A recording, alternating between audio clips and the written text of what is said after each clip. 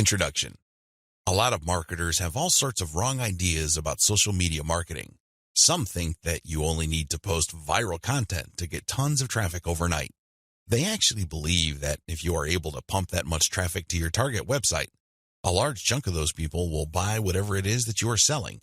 Maybe you're selling services, maybe you're selling an event, or maybe you're selling products from an online store. It doesn't matter. According to this idea, you just need to have a lot of traffic, courtesy of viral content on social media, and you will get the conversions you're looking for. There is an assumption that social traffic, regardless of which platform it comes from and regardless of how you qualify that traffic, converts to sales readily. Sadly, none of these assumptions are true. In fact, all of them are tragically mistaken. If you believe in any of these, don't be surprised if you spend a lot of time, effort, and money, only to end up with a whole lot of nothing. Welcome to the club. Effective social media marketing can be reduced to one metaphor. Master this metaphor, and you probably will make money on autopilot with social media traffic. Screw up this metaphor or remain clueless to it, and you'll continue to struggle. You'll continue to believe that social media traffic can easily be generated through viral content. You might keep running after that unicorn, only to get tired and frustrated. It doesn't have to be this way. You just have to have the right metaphor or the right conceptual model to make social media marketing work for you. Best of all, you can make it work on autopilot. You probably have heard all sorts of set it and forget it systems. You probably bought at least one of these products. Well, they're definitely on the right track as far as their label. Social media marketing can be automated. It can be mastered to the point where it can produce income after you've set it. But getting there is another matter entirely, and that's the price people have to pay. And unfortunately, most people are not willing to pay that. They're excited about shortcuts, but they're not willing to take the stairs to get to the top. At the back of their minds, they're thinking that there has to be some sort of elevator. There is no shortcut. You have to work with this metaphor. And what am I getting at? Well, the secret to effective social media marketing is an inverted pyramid. It looks like a funnel. That is the metaphor you should have in your mind when thinking of ways to get traffic from social networks and social media platforms and turning that into cold, hard cash in your bank account. I need you to keep this idea of an inverted pyramid in your mind. It should have a wide base at the top. The top of that pyramid is heavy visibility. It has to be there. You need to be visible on the 4 major social media platforms. I'm talking about Facebook, Twitter, YouTube, and Pinterest. Taken together, the traffic volume you can get from these 4 platforms is mind-blowing. They can potentially pump a tremendous amount of traffic, but that's just part of the equation. That's just the top of the funnel. Potentially, you can push a lot of traffic from the top. That's how wide the top of the funnel is. This training will focus on these 4 platforms, but you can pretty much use the tips that I'm going to share with you and modify them to market on other platforms since many of these principles easily apply. You might need to modify them a little bit. For example, if you were thinking of marketing on Instagram, a lot of the things that I will teach you about Facebook, Twitter, YouTube, and Pinterest can be tweaked to work well on the Instagram platform. Now that you have a clear idea of the heavy visibility that you can achieve with social media, keep in mind that visibility does not mean traffic or clicks to your site. This is a myth. The visibility that I'm talking about means visibility on those platforms. When people share your content within those platforms, you can enjoy a tremendous reach within such platforms. But this does not automatically mean that when you share content on Facebook, people who see your link on the materials shared by their friends would automatically click them. Get the idea out of your head that raw visibility, or as Facebook terms it, reach, automatically translates to traffic. It doesn't work that way. Instead, you need to start with heavy content visibility on each platform. People must see your stuff there. You must achieve a wide enough reach. People may not necessarily click on through to your site, but that's secondary. At this point, you just want your brand to be visible. You just want people to become familiar with your brand. So what's the big deal about visibility anyway? You may be thinking, since visibility doesn't mean actual visitors to your website, what good is it? Think about it this way. When was the last time you saw an ad for the first time and automatically clicked it? If you're like most other people, you probably would want to see the ad show up a few times for you to become familiar with it. You might glance at it from time to time. You might read the description from time to time. But after enough showings, you might seriously think of clicking through. The same applies to your content on social media platforms. Don't expect that just because you come up with catchy titles and nice attention-grabbing graphics that this is enough for you to expect a tremendous amount of clicks to your website. It doesn't work that way. People have to be comfortable enough. Your content has to become familiar enough for them to click on it. When audience members click on the content you share through your social media accounts, they get a chance to like your page, follow your Twitter feed, pin your posts, or subscribe to your YouTube channel. They still stay on the platform, but they get a chance to subscribe to your account or follow you. This is the second stage of the social media funnel or inverted pyramid. You have to develop some sort of in-platform credibility. Your content is not just this random material that came out of nowhere.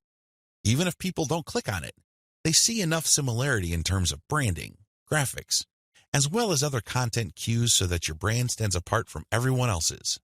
Again, they may not necessarily be motivated to click, but with enough repetition through social media channels targeting certain topic categories and hashtags, your brand doesn't remain an unknown quantity. Once you have people checking your content out through your social media accounts, you can then send them call to action content, CTA. This content recruits people to your mailing list. This social content that you're sharing offers some sort of incentive. Maybe you're giving away a free booklet. Maybe you're giving away software. Whatever the case may be, there is some sort of giveaway to incentivize people to click on that link, enter their email address, and join your mailing list. Whether you use freebies, special content, special free tickets to an online webinar that's pre-recorded, it doesn't really matter. Whatever the case may be, the end game is to get people to join your list. The end game? Well, when you look at the funnel, the end game is to get people to that narrow end of the funnel. At that end, you're not necessarily getting them to click on an ad to buy something. You're doing something far more valuable. Instead, you're calling them to action so they join your list. You are converting your social media reach, meaning the top end of the funnel, to list membership, which is at the very narrow point at the bottom of the inverted pyramid. This is where the magic happens. Once people join your list because you have successfully incentivized them to enter their email on your squeeze page, you get a tremendous opportunity to build a long-term sales relationship. That's really the best way to describe it, because when people give you their email addresses, what they're really telling you is that they trust you enough to want to have a business relationship with you. This means you should not abuse that relationship. You should not send them garbage. You should not send them spam. And by spam, I'm talking about material that is not related to the topic of your list. Stay on message, because if you're able to do this, you would have a tremendous opportunity to shape the conversation and continue to sell and convert your list, not just once, not just twice, but over the long haul. There are many successful list marketers who make 7 figures every single year, and all they have is a mailing list. It all depends on how you build that list, who's on that list, and what you are selling on that list. Regardless of how you cut it, you can turn what would otherwise be a huge amount of social media reach into a loyal list. This is the secret to effective social media marketing. You probably haven't heard this before. I wouldn't be surprised, because the vast majority of social media marketing books out there try to trick you into thinking that you just need to harvest all this traffic from social media so people can click like monkeys on the ads on your website. Maybe that worked when Facebook first launched nationally. It definitely doesn't work today. Sadly, this is where too many marketers fail. They screw this up. Now that you know the secret, here's some bad news. This is precisely the point where too many marketers screw up. When they're sending social media content, they promote their squeeze page directly. Although the squeeze page gives away freebies and incentivizes people to sign up, this is too much too soon. And, not surprisingly, a lot of these marketers burn through a lot of exposure just to get people to their list. Worse yet, when these people join their mailing list, they're completely unprepared. They don't know what to expect. They're not properly conditioned. A lot of them are not even fully qualified to become list members. So what do? They end up doing a whole lot of nothing. This is actually the worst kind of list member. It's much better to just have a very tiny list, because if you have a huge list and almost everybody doesn't do anything to put money in your pockets, you're going to be paying for those list squatters month after month. Alternatively, you might attract list bouncers. These are people who join your list just to get whatever premium you're offering, download it, and then promptly unsubscribe. They have effectively bounced from your list. Effective social media marketing. Effective social media marketing means using your social media traffic and highly effective content shared on social media to build successful relationships. Your email list is going to be the platform you will use to convert the relationships made possible through all that social media traffic. You're essentially creating highly targeted mailing lists using content shared on targeted channels on social media. This is the secret to effective modern social media marketing. What social media marketing is and what it isn't. There's a lot of misconceptions regarding what social media marketing actually is. In fact, when you come across people who call themselves social media marketing consultants or practitioners, chances are very high that they will give you different definitions. Part of this is due to the fact that there are many different points of emphasis when it comes to social media marketing. Some people focus on the content. Others pay more attention to the network that the content is going to be addressed to. Others give more of their focus to social engagement. Naturally, to the layperson, social media marketing is a big question mark. I understand if you're confused at this point. In fact, you may be so confused that you try to simplify things in your head and end up focusing on how to get as much traffic for as little effort as possible. That is precisely how a lot of online entrepreneurs and marketers approach social media marketing. Sadly, that is a one-way ticket to failure or disappointment. It's not just going to work out sooner or later. With any kind of project, you have to have the right definition. Otherwise, you're making things harder on yourself. Depending on the definition you go with, you might have all sorts of expectations. And if these outcomes do not come to pass, your resolve and your motivation levels start to suffer. You have to work with the right definition. A winning definition. With all of the above said, what is social media marketing for our present purposes? Well, since this training uses list marketing as its main vehicle for converting social media reach into cold, hard cash, social media marketing is all about content-based audience relationship building. Let me repeat that. Social media marketing is all about content-based audience relationship building. You need to use content in a strategic way.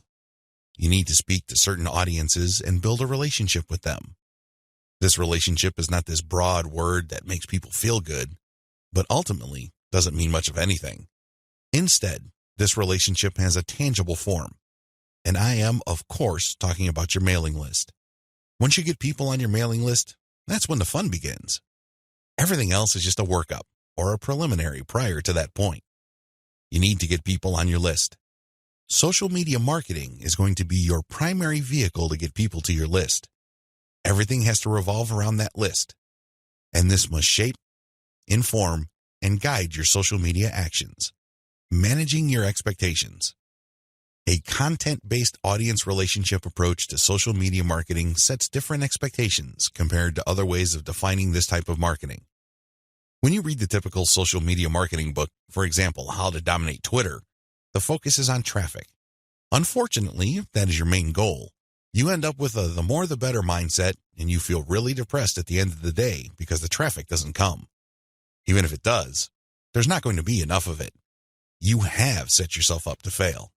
When you use a content-based audience relationship building approach to social media marketing, your focus is on getting the right content in front of the right eyeballs to build the right levels of trust.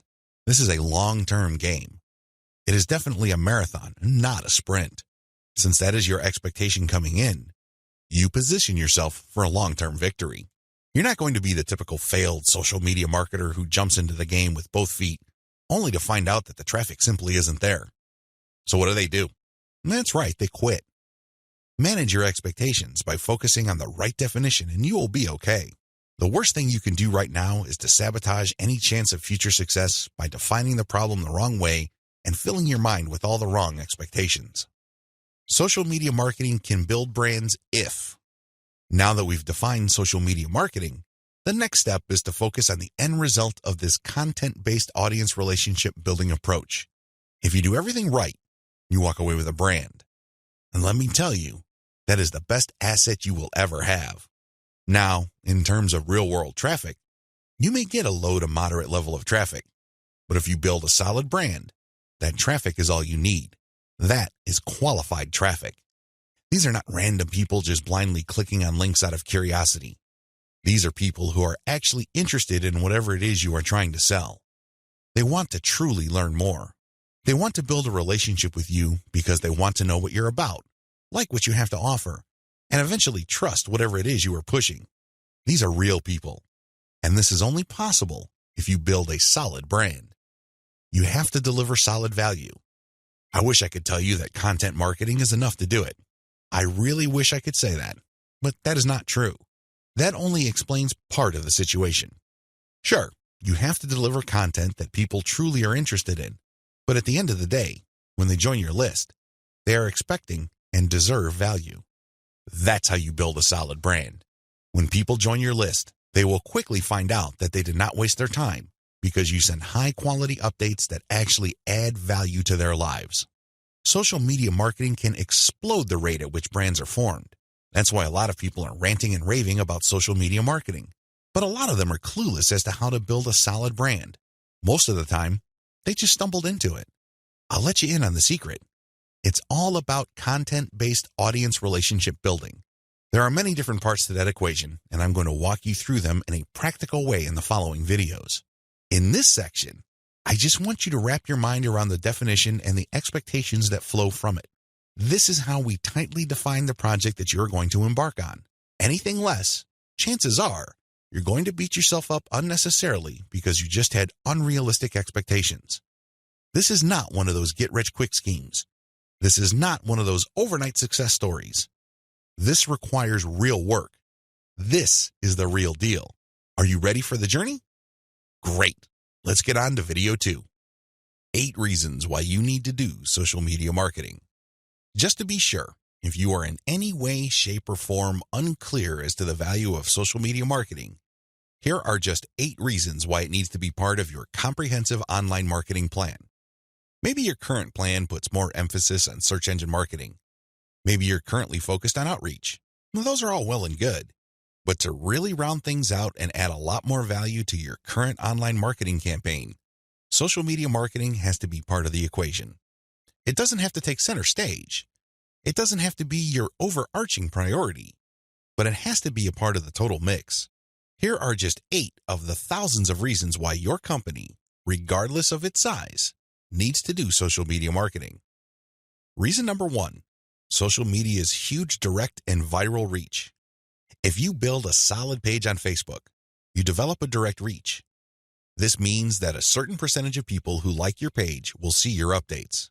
While it is true that Facebook has been reducing the organic reach of Facebook pages recently, there's a workaround to that.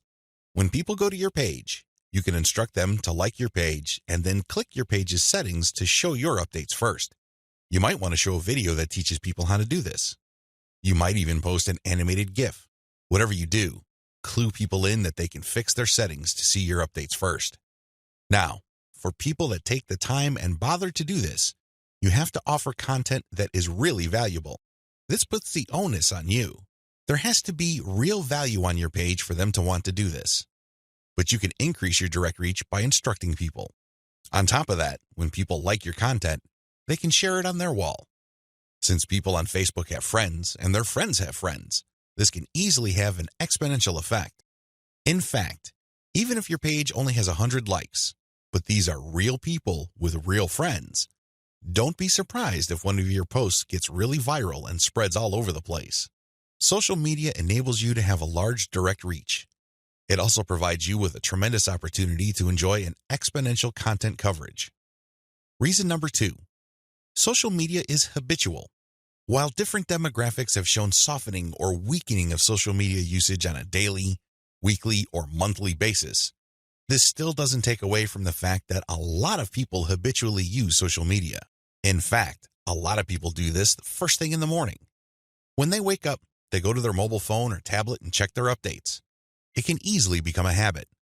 This gives you a tremendous opportunity to get your content and brand in front of many interested eyeballs. Reason number 3, target audiences use different content formats.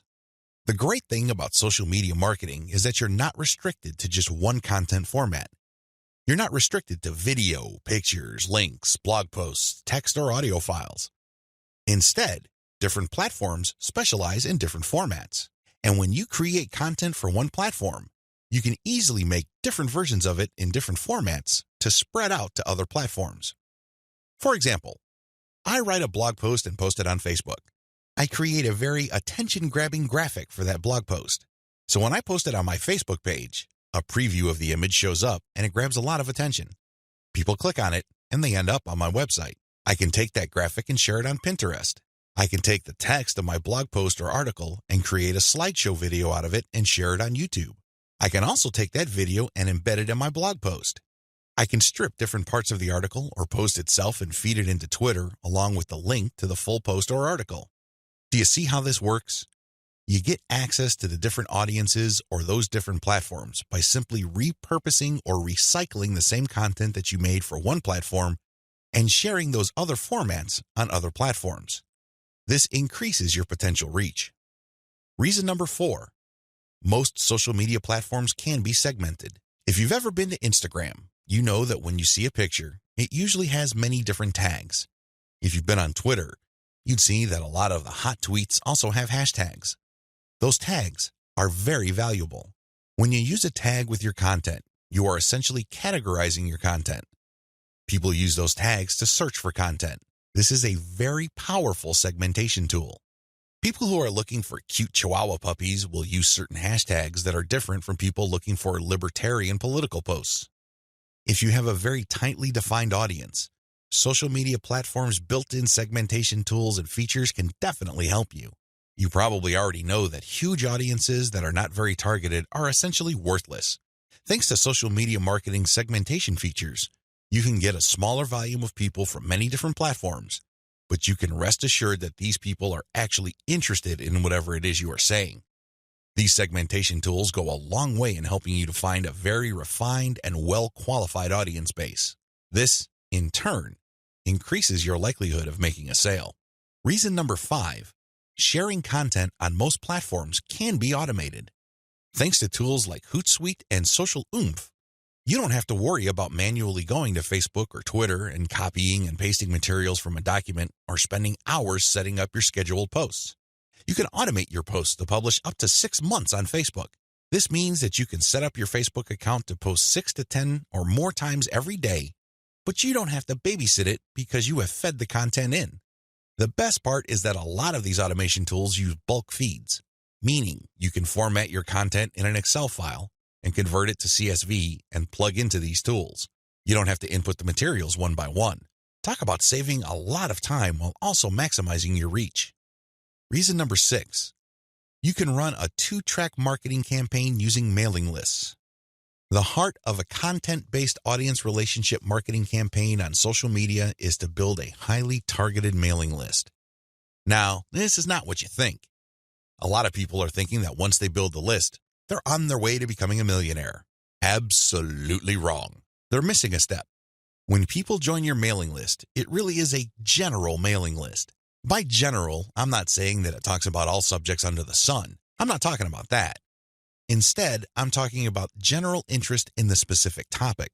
You really don't know yet at this point who is a buyer and who is a person who is simply looking for information and is still trying to make up their minds whether they trust you enough. You create a general list, and then eventually you try to upsell them to a buyer's list. And how do you do that? Well, you sell low-cost items on your general list. You can sell a booklet for $1. It doesn't really matter what the price is.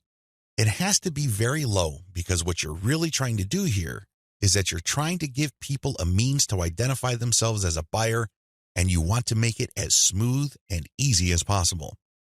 $1 is almost an afterthought to most people. They won't think that it's too painful to buy your product. But once they get to your buyer's list, you eliminate them from your general list, and now you have a pure list of buyers. That list, my friend, is a gold mine. That's where you send your money-making updates. That's where you get people to check out your case studies and get them to pay top dollar for whatever affiliate programs or original products you are pushing on your buyer's list. This is called a 2-track marketing campaign. It's extremely powerful, and it has made a lot of people rich. But you have to step away from the very common mistake of thinking that once you get a lot of people to your mailing list, you have it made. Absolutely wrong. There is another step that you need to take. Reason number 7, your brand gets natural repetition through multi-platform marketing.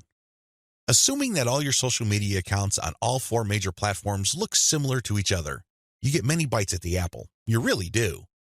When people run into your brand on Facebook, there's a chance they might run into your brand on Twitter. If there is enough graphical similarity between your brands, then they can see that you're all over the place and they can converse or engage with your brand regardless of where they are on the internet.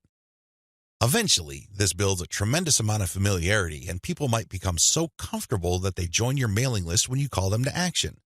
The best part of this is that it happens naturally by you simply creating accounts on all the major platforms. Your brand speaks to people who are interested in your niche, regardless of where they go. Reason number 8. Save money through content repurposing. Make no mistake about it, content generation is expensive. Even if you hire highly qualified, talented, skilled, and experienced people from countries with huge numbers of people who speak English as a second language, you can still be out thousands of dollars every year. High-quality writers from places like India, Pakistan, and the Philippines may be cheaper than American writers, but their costs still add up over time. One of the things about social media marketing that really excites me is the fact that you can create content and repurpose it into many different formats. This reduces your cost. If I hire a writer from India and pay that person $1,000 a month, I can get a fixed amount of content. At this point, I can choose to pay that person another $1,000 to get even more content, or I can take whatever content he or she produced and turn them into videos, infographics, or strip them down into questions for tweets. I can turn them into diagrams. I can take the voiceover of the video that I produced and turn it into a sound file. I can even make a slideshow of those materials. Once I have all this repurposed content, then I can share them on format-specific platforms. For example, I can share the slideshows on SlideShare. I can post the infographics on Pinterest. I can post the product shots or general product pictures on Instagram. I can post the questions on Twitter. I can also post the videos on YouTube. Best of all, I can post all the formats on Facebook.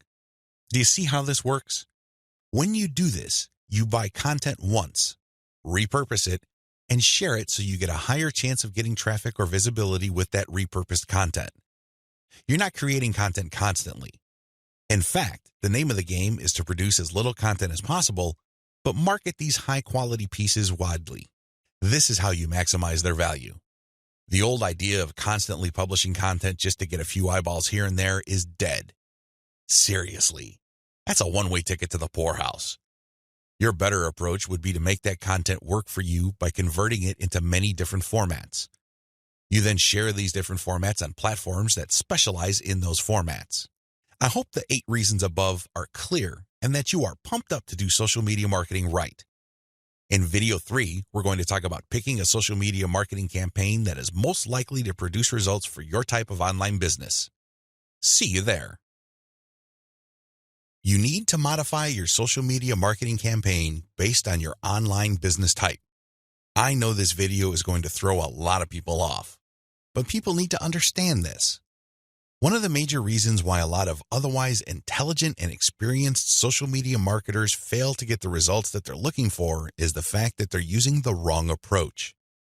Their approach to social media marketing and the websites they're promoting is a one-size-fits-all approach. Now, you don't need me to explain to you why that's a bad idea. It doesn't work in most areas of your life, and it definitely doesn't work when it comes to social media marketing. You can't look at this project with the mindset that as long as you pull traffic from social media platforms, then you can use the exact same method and the exact same communication tactics, regardless of the online entity or business you are promoting. Since we're using content to develop relationships on social media platforms, this one-size-fits-all approach is even more fatal. I mean, it's a bad enough idea as it is, but if you were to use a content-based campaign, it gets even worse. The reality is that different business types require different content and publishing strategies. You have to customize, modify, and tweak your particular content and publishing strategies on social media to fit the type of website you are trying to promote. Now, there are a huge number of website variations out there. In fact, there are too many. I would venture to say that the only limit really is your imagination. But if you were to categorize these different website types into 4 rough forms, they would more or less fall into the following: publishing, e-commerce or dropshipping, email lists, and traffic sales. Again, there are many variations of these, but if you were to look at the different types of businesses out there, you can pretty much reduce them to these 4 types. When you study these closely, they have different needs. They have different features that must be addressed. Otherwise, you're not going to get the results you're looking for. Unfortunately, a lot of social media marketers would try to promote a blog the exact same way they would try to promote a dropshipping or e-commerce website. Similarly, somebody who is essentially just trying to sell their social media traffic is trying to do content marketing like somebody with a blog. It doesn't work. It doesn't make any sense.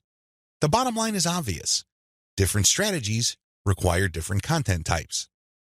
You must start with the type of online entity you are promoting. Are you promoting a blog? Do you have a website that uses a lot of articles? Do people contribute content? Well, you have a publishing website. Do you have a dropshipping online store? Maybe you built it with Shopify and you use Oberlo to get products from AliExpress. When people buy stuff from your storefront, your software orders the materials from AliExpress and you keep the difference. Maybe you sell from your own inventory. It doesn't really matter. You run an e-commerce website. This is very different from a publishing business. Similarly, if you make your money through your mailing list, you can't market on social media the same way as you would if you had an online store. Again, different strategies require different content types. What do you have available? Now that I've gotten you thinking about how special your specific website target is, I need you to look at the different content types available to you. You need to think outside the box. You need to look at all the available options out there and how you can create content that is tailored to your specific type of online entity. Here are the list of content types you can use to promote different online entities, but your specific focus and specialization should weigh more heavily on certain types of content instead of others. Audio clips, slideshows, infographics, diagrams, blog links, videos.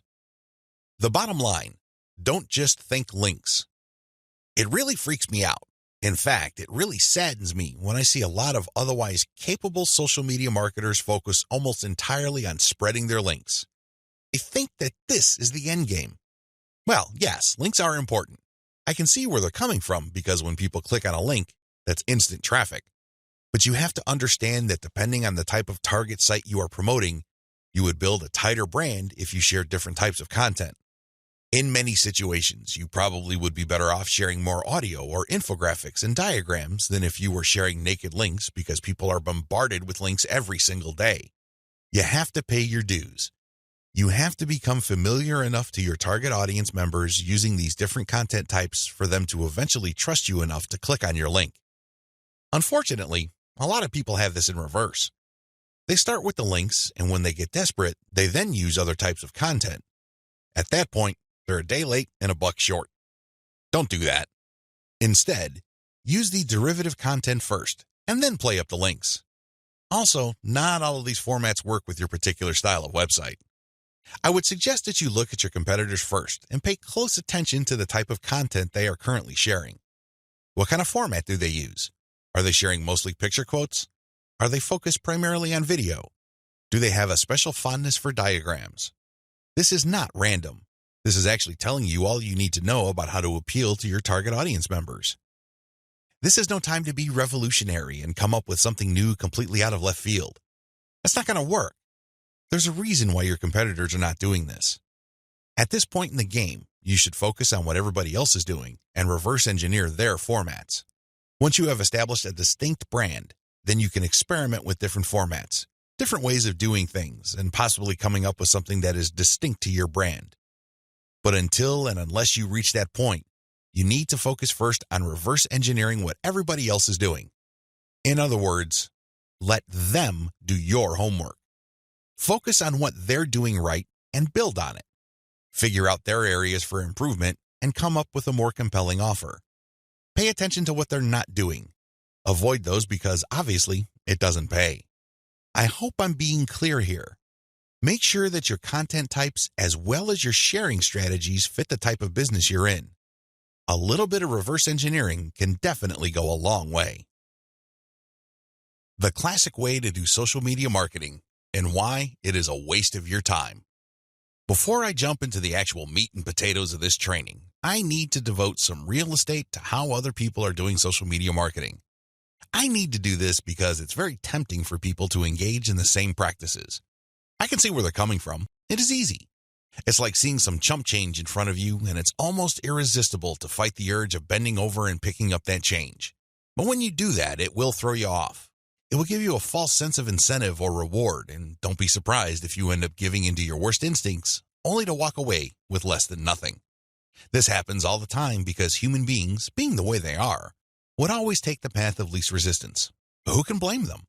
But by warning you about how this works out, it is my hope that you stay away from this and focus instead on investing your time, effort, and energy on the right way to do things. The classic approach to social media marketing. So what is the classic approach to social media marketing? Well, it's actually quite simple. Whether we're talking about Instagram, Twitter, or Facebook, you need to only follow, like, or friend people who are interested in your niche. You connect with all these people, and then after you have followed them, a lot of them would actually follow you back. For example, on Twitter, for every 100 follows, don't be surprised if maybe 20 to 30 people follow you back. Now, this is where it gets really bad. Classic social media marketers would then spam their followers. They would just send all sorts of unrelated garbage, and then they would unfollow. Do you see the pattern? Follow, get followed, spam, unfollow. I wish I could tell you that they do this sporadically, but instead, these self-professed professional marketers use all sorts of sophisticated software to do this. Up until a few years ago, this worked like a charm. This was a great way to get a lot of Twitter traffic, but not anymore. This pattern instead can get you banned. More importantly, whatever traffic you do manage to get using this tactic is not going to be any good. Why? There's no targeting. You're not pre-qualifying these people who would follow you. The only reason why they followed you in the first place is because you followed them first. Where's the selection there? Where's the targeting there? Now, you can make wild guesses, but ultimately, it's a volume game and it leads nowhere. The return on effort is not there. I'm not saying that you can't make any sales doing this technique. I'm not claiming that. But what I'm saying is that whatever rewards you get are not offset by the wasted time, effort, and energy, as well as opportunity costs involved. You're better off using a quality-based approach. Audiences are looking for quality. The bottom line to modern social media marketing is to use quality content. Your content will speak for you. Your content will do the pre-sales job regarding your brand. In other words, your content is your representative. It speaks to the values you want your brand to be associated with. The sad reality, even if the follow, get followed, spam, and unfollow technique still works for some people, the rules have changed. Social media platforms will reward or punish you based on engagement. If you want an extreme example of this, just look at Facebook. Facebook used to be a traffic goldmine. Not anymore. You need a really high level of engagement to preserve your reach on Facebook. If you get normal levels of engagement, good luck. That's how bad things are, and that's why I need to take this time to spell out why this classic social media marketing no longer works. Other failed methods. I would be remiss in my duty to educate you on failed social media marketing strategies if I don't also mention other failed techniques. First, hashtag hunting no longer works. This technique involves marketers finding hashtags that are trending. They basically would publish niche-specific content, but use unrelated or irrelevant hashtags and pair them with their content. They do this because they want to hitch a ride on the upward trend of those hashtags. They know people are searching for those hashtags. They know that these hashtag trends are hot, so they want to poach as many eyeballs as possible. Unfortunately, the traffic that you get is not going to be any good. People are looking for specific types of information, and when they see that your content is so obviously unrelated, they're not going to click through. You might even get reported. Another failed method you should stay away from is influencer spamming. There are many influencers in most all niches. If you want to see this in action, go to Facebook or Twitter. There are many specialized pages and specialized Twitter accounts. Now, constantly mentioning those influencers on your content is not going to help if your content doesn't really add any value. There has to be a reason why you are engaging with these influencers, and drawing their attention is not enough. Getting them to look at your content because you think your content is hot is a lousy idea. Instead, you should focus your engagement tagging based on what they did. For example, if an influencer was talking about recent trends in athletic shoes, then that person would be fair game for an article I post regarding the latest trends in athletic shoes and what they mean in terms of the bottom line of large footwear apparel companies. That influencer would be directly interested in what I have to say because I'm sharing content that is not only high quality, but is directly related to stuff he or she is already talking about. Do you see the specificity here? Do you see the direct link? Now, compare this with an influencer who talks only about Forex, and I tag that influencer when I'm talking about Bitcoin. That person's going to get annoyed. Do you see the difference? Finally, automated publishing with no outreach is not going to work. Basically, what you're doing is throwing spaghetti on the wall and hoping something sticks. If you're just publishing content on an automated basis on Twitter, Facebook, Pinterest, and other platforms, it's anybody's guess whether people would actually engage. You have to do some outreach. You have to draw eyeballs to your content. You have to find existing pools of highly qualified audiences and get your social media account in front of their eyeballs. Use your very best content. If you do this right, your automated publishing on social media will be greatly rewarded. Use a shotgun approach and you're probably going to get the same results as other failed social media marketers. 10 steps to faster and easier modern social media marketing. In this video, I'm going to give you an overview of the 10 steps I'm going to teach you in this training. This training is a product of many failed experiments. Believe me, if you've been exposed to some type of hot or groundbreaking social media marketing technique or strategy, I've been there. I've done that. This training is a product of all my experiences. I know what works and I know what doesn't.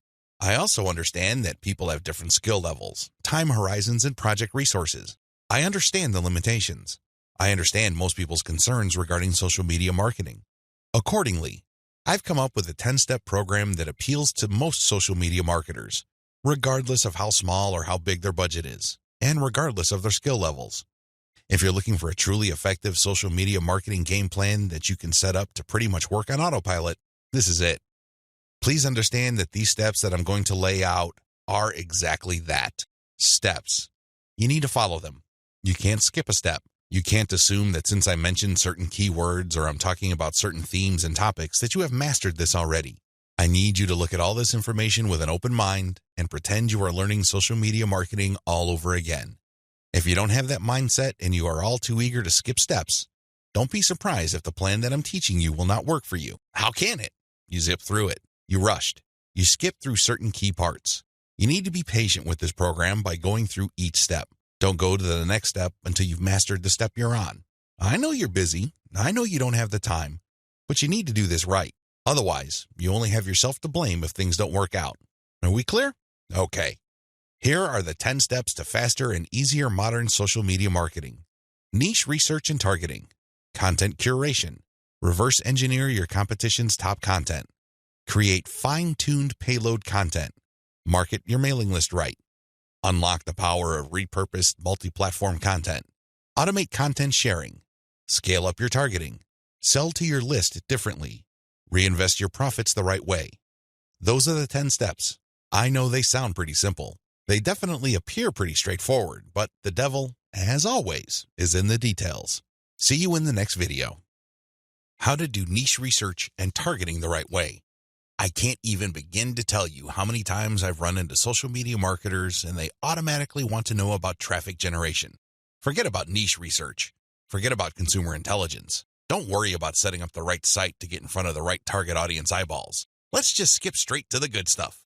That's the kind of mindset that I run into all the time. And that's why a lot of people struggle in this game. You have to understand that until and unless you find yourself barking up the right tree, you're just going to be chasing your tail. I know I'm using a lot of dog analogies, but these are the most appropriate. Most people are simply just chasing their tails and wasting a whole lot of time doing stuff that doesn't really add to their bottom line. A lot of these, and I would guess all of them, can be quickly dispensed with if people only did niche targeting ahead of time. In other words, know your audience.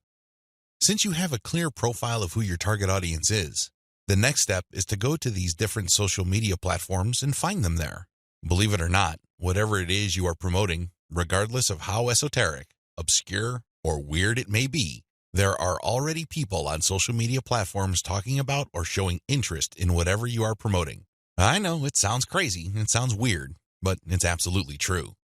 Your job as a marketer is to find those audiences on these social media platforms. The way to do this, of course, is to identify your business's target audience. Sadly, most marketers don't even bother with this. Instead, they just look at social media marketing as a simple task of finding traffic. That's it. That's the name of the game. That's all there is to it. If you want to be successful, you need to be clear about who your target audience is. And believe me, this is not always easy. You're going to run into the temptation of making educated guesses about who your target audience members are. Most of the time, that doesn't work. Thankfully, there is an easier way. The more you take random shots in the dark, making all sorts of wild guesses, the more money and time you will lose. There's a shortcut here. Find your competitors. Seriously, just find them. And let me tell you, regardless of how weird, esoteric, or seemingly unknown your niche is, there will be at least one competitor on social media. Find that organization or business and let them do your niche and target audience research for you. Since they've already started and are already speaking to your audience, find out who your competitors are and look at their social media profiles. Reverse engineer who they're following. Pay attention to who they're targeting. Look at how they categorize themselves. In the most simplest terms, pay attention to the hashtags they use with their content. These clues should be enough to give you an idea of where to start. This way, you get a head start. You're not completely stuck in the dark and absolutely clueless as to what to do. Instead, you have some objective, tried and proven information you can work with. Pick your target niche. You have to remember that every business can be positioned in at least one of two ways. The bigger your niche, the more angles you would have at your disposal. You can look at different subsegments of your niche. You need to understand how this works because you might think you have a clear niche, but it may well turn out that there are many different layers or tiers to that niche. There might be different subsegments there. You should have a clear understanding of what your niche is generally and what subsegments exist within that larger niche. Again, you can reverse engineer your competitors to take a stab at this. Regardless, you need to do this. You need to get this information. Now that you have an idea of what your target niche is, go to the different platforms like YouTube, Facebook, Twitter, and Pinterest. Now, look at whether these places have sizable content areas or messaging areas like Facebook pages, groups, Google Plus communities, Twitter hashtags, Pinterest pinboards, and existing YouTube channels. Pay attention to these places and see if your niche is big enough on those different platforms. If you notice that a particular platform doesn't really feature that much content for your specific niche, this is a red flag. The demand may not be there. The audience size might not be worth your while. On the other hand, if you see there's a lot of videos regarding the topics that you're going to be hitting, this may be a good sign. But you need to do another level of analysis. Pay attention to the number of competitors you have. If there seems to be a huge number of competitors fighting over the same niche, then this is going to be a problem. But if it turns out that there's a lot of content targeting your niche, but they're only produced by a handful of people or organizations, this is an encouraging sign. Also, pay attention to how active your target audience members are. Look at the content that's being shared regarding your niche. Do you see a lot of engagement? Do people share this stuff? Is this hashtag quite prevalent? Look for these and other objective indicators of activity. When you wrap your mind around these indicators, then you should have a clear idea of whether you should target your niche at a particular platform or whether you should ignore a platform altogether. List out your niche indicators. While you're doing reverse engineering, pay attention to how your niche is indicated on platforms. These involve hashtags, categories, keyword targets, labeling patterns, and tags. Use these to do the analysis I described above. Again, in any niche, there are sub-niches. So your goal here is to find a sub-niche or a way of positioning your content so you don't run into a ridiculous amount of competition. You're still tapping into a sizable pool of demand, but you're not making things impossible for yourself by running headlong into well-entrenched professional competition. You will probably need to keep experimenting with different sub-niches until you find one that is promising enough. Content curation, your secret social media marketing weapon. Now that you have picked the specific sub-niche that you're going to be targeting, as well as finished doing advanced research on where your sub-niche or niche segment audiences are located on social media platforms, the next step is to find content. I've got some good news and some bad news. The good news is that you stand to save a lot of money. The bad news is that you need to put in a lot more time and pay attention to details. There are no two ways about it. You cannot drop the ball when it comes to the quality of the content that you are going to be sharing on your social media accounts. Each and every piece of content you share must build your brand. This is non-negotiable. You can't just pick random pieces of content that somehow, some way has something to do with your niche. That's not going to help you get the right eyeballs. That's not going to help you establish the kind of credibility and authority you need to eventually convert highly specific and qualified traffic from social media into cold, hard cash. What is content curation? As I mentioned above, you stand to save a lot of money with content curation. This should be obvious. After all, you're not going to be using the content that you yourself created. Content curation is all about picking other people's content and sharing those materials on your social media accounts. This creates a win-win situation. Since you're sharing links and descriptions of such content, the creator of that content gets free traffic. You, on the other hand, get to build up your credibility because people are rewarded for following your accounts with highly targeted, highly specific, value-added content. Everybody wins. The user wins, you win, and of course, the original content creator comes out ahead. This is how it's supposed to work. You win big time because you save a tremendous amount of money not having to create a huge amount of original content. If you've ever tried to write your own stuff or outsource content creation, whether in the US or to other parts of the world, it can get quite expensive very quickly. Content curation enables you to build credibility with your audience in a very inexpensive way. You use other people's content. You get to entertain them, build credibility, and gain their trust. The downside here is the time. Sure, you're not spending greenbacks, but you're definitely going to be spending time.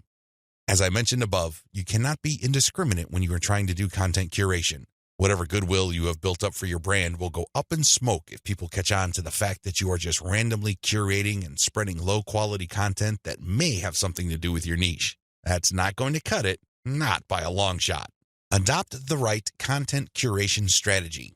Now that you know where your target audience members are on social media platforms, you build credibility by populating your social media accounts with highly credible, high-authority third-party content. This is called curation. In between those materials, you're going to be sharing your own original content. From time to time, you're going to call people to action to take a look at the incentives you're giving away for them to join your mailing list. This is how you play the game. When people follow you, they are rewarded with top-notch content. It doesn't really matter whether you produced that material or it was written by somebody else. Your followers get rewarded for following your account. They get niche-specific material. Eventually, you build trust with them because you only send them the very best materials. They start paying attention to your own materials. More importantly, they start noticing the content you share, which actively encourages them to sign up to your mailing list. This is the key. You intersperse your own original content. You create an impression of quality in their minds because you're sending only the very best third-party content. You then mix in your own original content, which is of the same quality as the other stuff you're sending. Eventually, they warm up to your brand, and this is where your call to action content comes in. You call them to action regarding the freebies you're giving away. Maybe you're giving away software, a booklet, discount codes, or even a full-blown book. It doesn't matter. You are ethically bribing them to enter their email addresses so they can download the incentive. That's how you build up your mailing list. On top of all this, when people join your mailing list, you call them to action to share the emails that you're sending them. Maybe you should ask them to forward that email to their friends. Maybe you would want them to copy and paste the material and post it on their Facebook wall. The best part to content curation is that it's very easy to automate. Seriously, this is one way of content promotion that is very automation friendly. You only need to get the URLs of the third-party content that you're curating and plug them into an Excel sheet. You then convert the file into a CSV file, which is then imported by social media scheduling tools like Hootsuite and Social Oomph. You don't have to manually enter anything. You don't have to schedule everything by hand. You can do all of this through software. Isn't that awesome? You get to build credibility while at the same time minimizing work.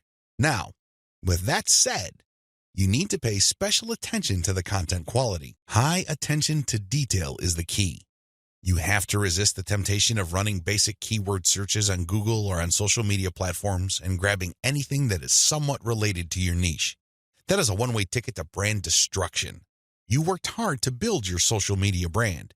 It really would be a shame to see it all go up in smoke because the content you're curating is very unpredictable when it comes to quality. There may be several days when you're sending the very best, cutting-edge reports on your niche, followed by a few days of just completely worthless content. What do you think prospective fans would think? Either they would think that your brand is unreliable or you're unprofessional. Whatever the case may be, you're not going to be convincing people that your brand focuses on the very best in your niche. You need to be very discriminating when you select your content. You have to read through the materials. Make sure that the content is alive, updated, and well-written. This, of course, takes time. The trade-off, obviously, is that you don't have to spend money. Regardless, you need to pay close attention to the content that you're sharing because it represents your brand. The quality it contains either makes your brand look good or erodes your brand. It's your choice. Reverse engineer your competitors' top content. In the previous video, I mentioned that you're going to have to mix in your original content.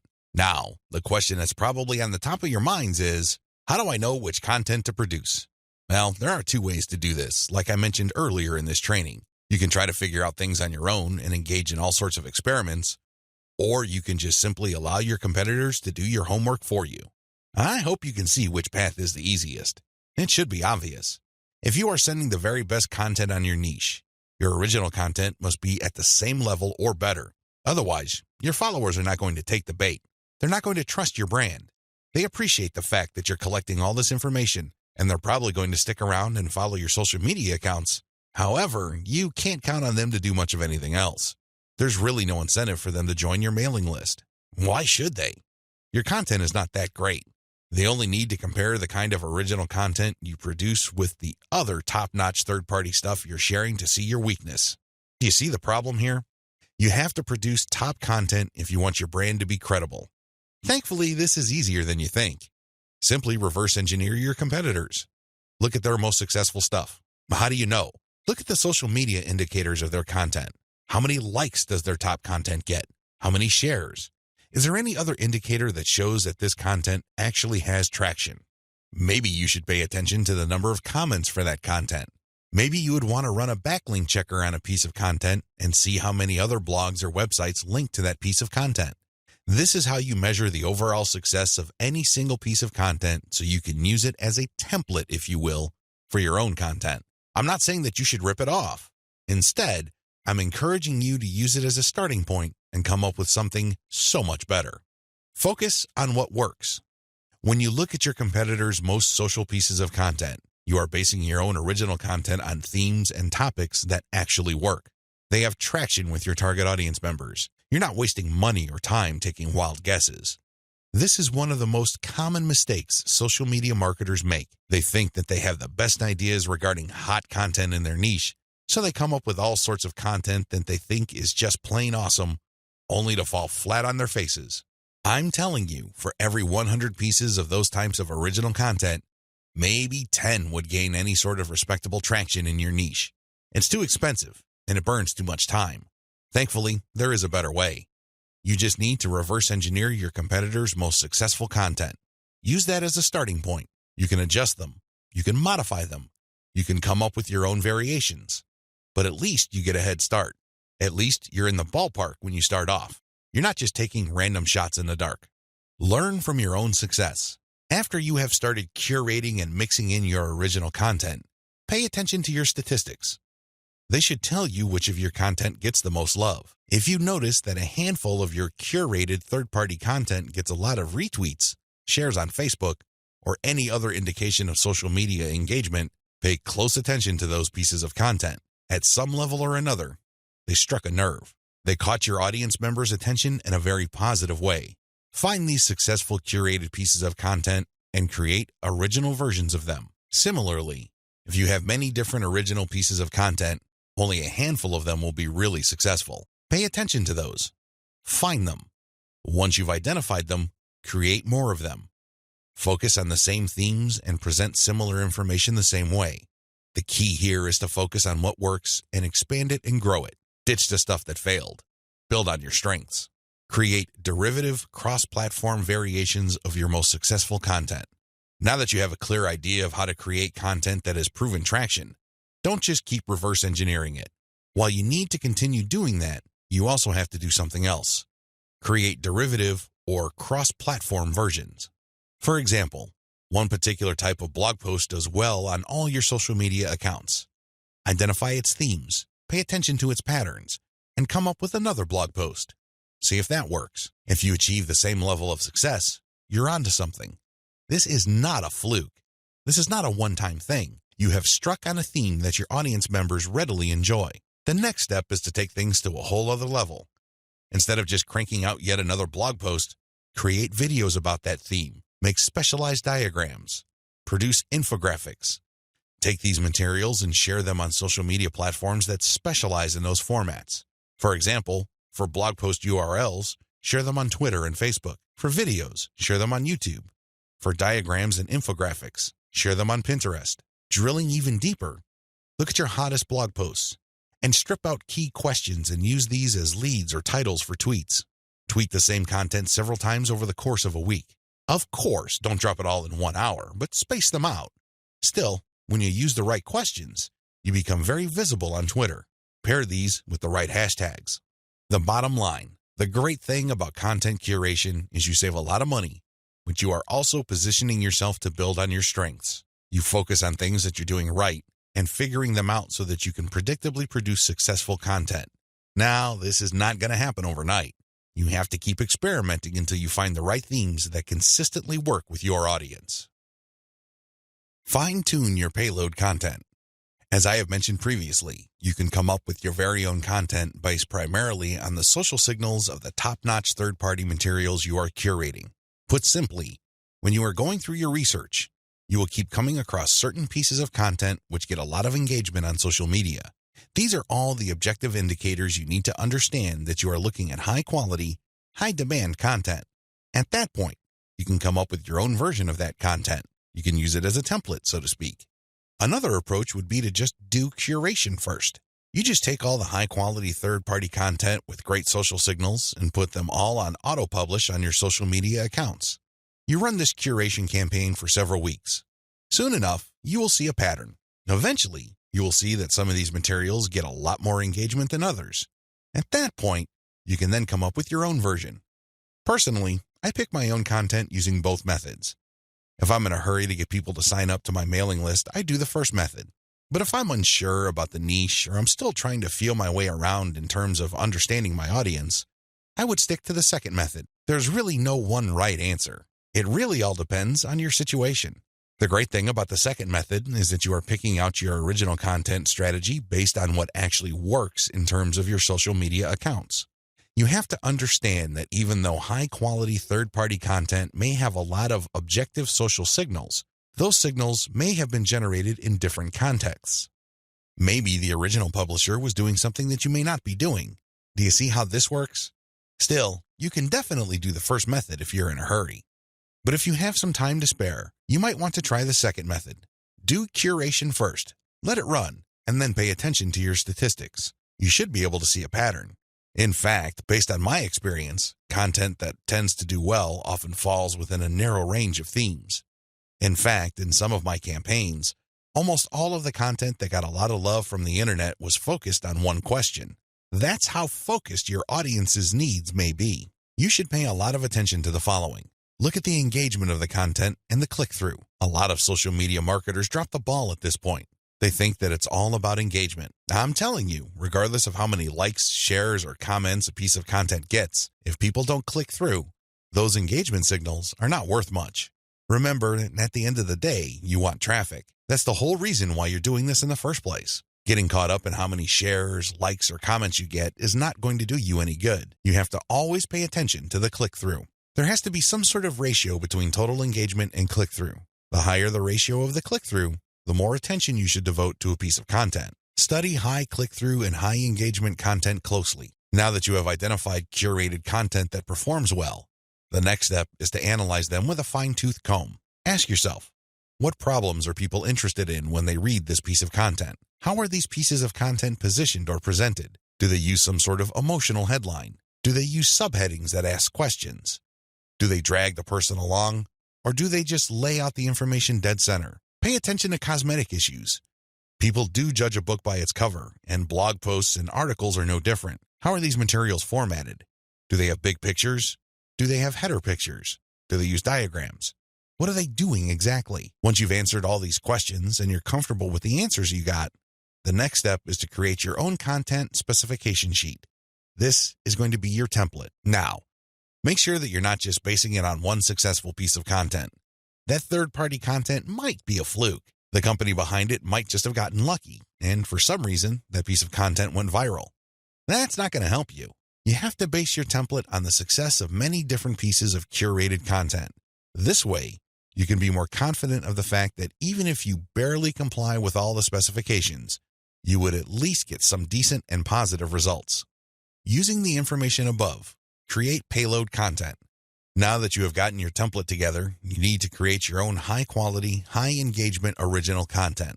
This content is going to be used to sell people on your mailing list. When they read this content, they're supposed to get excited about joining your mailing list. This is content that is most likely to be credible and most likely to be shared. Are you excited? Well, don't get too excited. A lot of people jump in with both feet and they end up sabotaging themselves because the payload content they create looks like an advertisement. That's obvious spam. Nobody's going to trust you with that. You're obviously trying to pull tricks and play games. That's not going to work. Instead, the content must be informative. Think of it as an infomercial. You're selling something, that much is obvious. But people have to walk away with solid value. You have to walk that tightrope. There's a thin line between shoving stuff down people's throats and providing solid value without asking for anything in return. You have to come up with a decent compromise between the two. The bottom line is, whatever you do, the content you produce must be valuable. It must add value to the lives of people reading your materials. That's how you build credibility.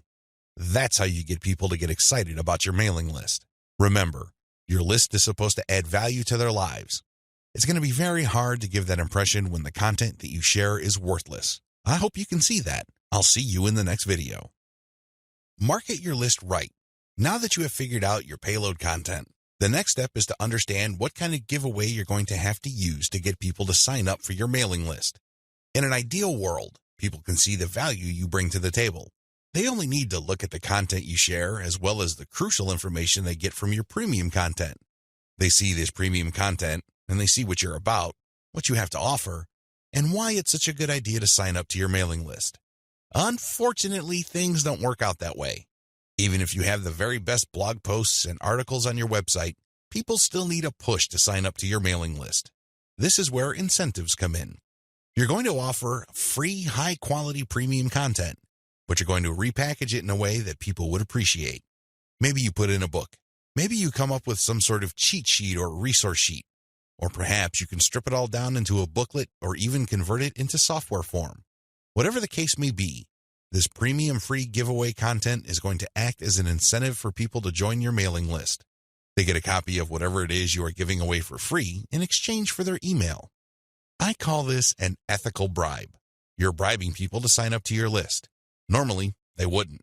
Only a very few people would take the time and bother to sign up for your list, regardless of how awesome your blog posts and articles are. That's just the reality. Finding out what to use as an incentive. I hope you can see the logic behind giving away freebies so people can sign up to your mailing list. People need a push. People need some sort of extra sweetener to get the deal going. They need something extra to get them off the fence and onto your mailing list. Now, the next step is to figure out what kind of incentive to give away so people would join your mailing list. The good news is, you don't have to start from scratch. You don't have to take wild guesses. You don't have to take shots in the dark. When you pay attention to your top-performing original content, you should have all of the information you need to come up with a compelling incentive. For example, if you run a gardening blog and you notice that a lot of people click on share and otherwise engage with your content on tomatoes, it's probably a good idea to come up with a free giveaway book on how to build your own inexpensive tomato greenhouse. You see how this works? Pay attention to your best performing original content. Look at the questions they answer and look at the questions they fail to answer. This way, you can use your popular content as a launching area for your incentive content. You let your readers know that if they need more information, and they will because the content that they're enjoying or missing certain items, they should click on this link. That link, of course, is your squeeze page. The squeeze page advertises your giveaway and lists out the reasons why people would want to download that giveaway. It's pretty straightforward. You're just offering premium content that your other freely available content is already pointing to. They're pointing to that content because they don't contain that material. They do a good job of building credibility and authority. They do a great job adding value to the lives of your readers, but it's also obvious that there are certain parts that are missing. For those extra materials, they have to sign up. It's absolutely free. It doesn't cost them a dime, but they need to sign up to your mailing list. This is how you set up your mailing list. It has to be closely tied to your premium content. Coming up with incentives or freebies that look like they came out of left field because they're unrelated to whatever it is you're currently doing is not a good idea. Chances are quite good that you're going to fail. When you come up with incentive content that is directly related to the materials you're already sharing, you create a feeling of value. There's also a feeling of exclusivity. After people have seen your content and have become aware of what you are and what your brand is about, you let them in on a special premium. This is a special deal that other people who haven't accessed your brand have no idea about. Position all your original content to push your mailing list first. To play up the value of your incentive content, you first have to promote the value of the mailing list. I know this sounds counterintuitive, but if you think about it, it makes all the sense in the world because, in reality, it's the mailing list they're signing up for. The freebie that you're giving away is just a bribe. It's intended to get people to enter their email address and nothing more. If you were to use all your original content to play up the fact that people can get this additional content, don't be surprised if people sign up to your list and quickly unsubscribe because they really don't care about your list. Again, you're walking a tightrope here. On the one hand, you want people to get excited about the premium you're giving away for free in exchange for their email address. On the other hand, you want people to see the value that they would get by being members of your mailing list. This is how you should play it. All your original content should push your mailing list first. I'm not saying that you should not tie it into the incentive, but your original content should highlight the fact that when people join your mailing list, they will continue to get valuable information. This is the key, because when you use your tried and proven content to push mailing list membership, people are less likely to join your list and immediately unsubscribe. They are aware of the value that the list can possibly bring to their lives. You then play up the premium content as part of the membership. In other words, it's an extra. It's not the main focus of the list. Keep the list separate from the premiums you use to get people to sign up to your list. I hope this is clear because you want to play up the list first, but it must be obvious that you are using the premium content, whether it's a free book, a booklet, a cheat sheet, some sort of pre-recorded video, or something else, as a means to get people to make a decision. That's the bottom line. You want the incentive to push people to make a decision to join your list, but all your original content, and your website by extension, should push the reader to see the value of being a list member. A lot of social media marketers completely blow this. They think that it's all about marketing the incentive. Well, to continue with the example I raised earlier, what happens after you get people to sign up to your list in exchange for the greenhouse guide? That's right, nothing. Why? You played up the value of the greenhouse guide to such an extent that people are clueless as to what other value they would get from your mailing list. Indeed, don't be surprised if people start reporting your list as spam after you start sending them updates. They were so focused on getting the free book that the updates from your mailing list completely took them by surprise. This happens all the time because of faulty messaging on your blog or website. You cannot afford to play the game this way. You worked hard to pull all this social media traffic to your site. You spent a tremendous amount of time, effort, and resources to build a solid brand. Unfortunately, you're dropping the ball if you market your mailing list this way. You must sell the list first, but the incentive must be used to push people to make a decision. This is the proper order of priority. Anything else will fail. Set up your squeeze page for maximum social appeal. As I mentioned earlier, you should use your content to push your mailing list. You should use your content to upsell your squeeze page. But this doesn't mean that you can get away with badly designed squeeze pages. It's not going to cut it. Your squeeze page must be well designed. After all, this page is a specialized recruitment page. When people get on this page, you have to make the case as to why they should join your list, and not just for the incentive. While the incentive takes a big chunk of the real estate of a squeeze page, you should be clear about the fact that people are signing up to your list. With that said, you have to make your case. Why should people bother with your updates? Why should people stay on your mailing list? What kind of value would they get? Remember, people are always asking what's in it for me. Your squeeze page must answer that question effectively, clearly, and powerfully. Your squeeze page must be well designed enough to be able to make that connection, while at the same time, it must be easy to market on social media. Maybe you should have a graphic on your squeeze page that can be easily posted on Pinterest.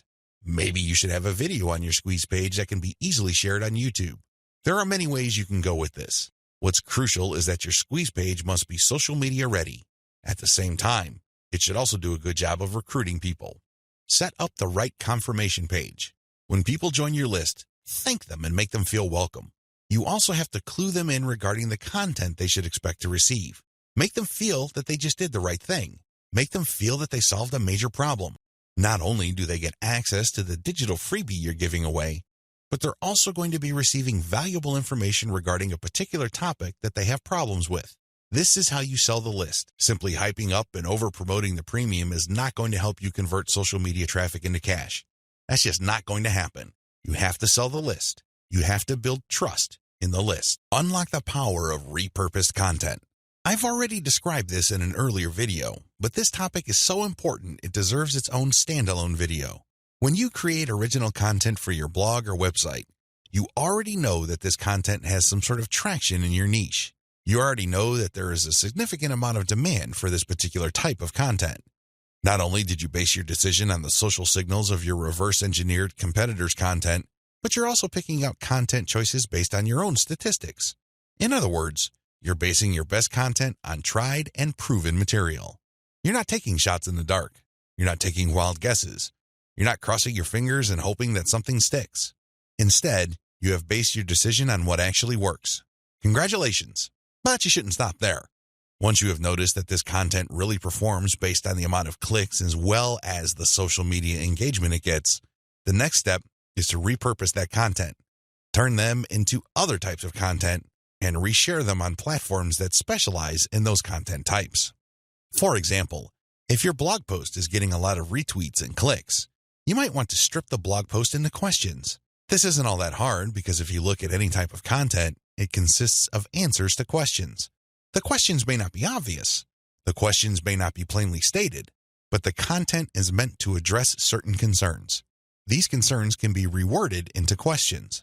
Strip your most powerful and best performing content into a series of questions. Each question then is linked to the article or blog post that answers it.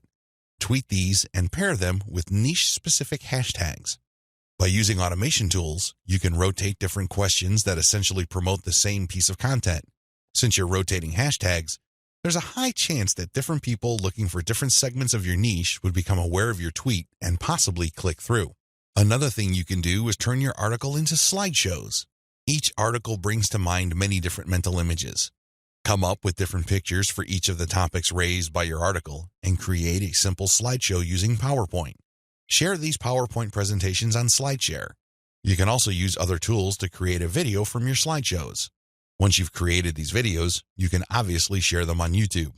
Alternatively, you can look through the issues you raised in your blog post and turn them into infographics. Infographics are essentially stripped-down graphical forms of articles or blog posts. They focus on the most important points you raised and make them easier to understand by the viewer by converting them into pictures. Share these infographics on Pinterest.